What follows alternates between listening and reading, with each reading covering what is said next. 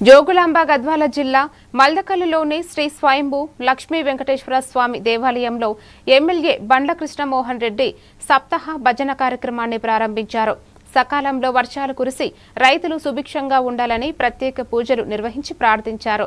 అనంతరం అన్నదాన కార్యక్రమాన్ని ప్రారంభించి దేవాలయ ప్రాంగణంలో మొక్కలు నాటారు.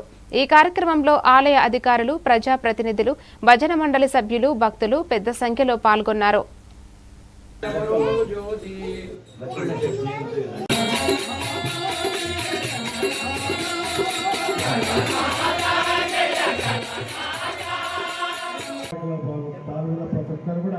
పేరు నమస్కరిస్తున్నాను.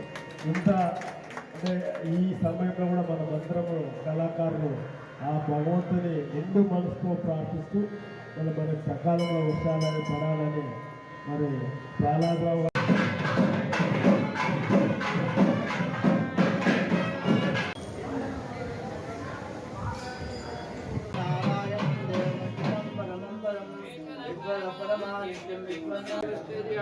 విజయవీరాయు ఆరోగ్య ఐశ్వర్య అభివృద్ధానం విశ్వాత్మానం పరాయణ నారాయణ పరో జ్యోతి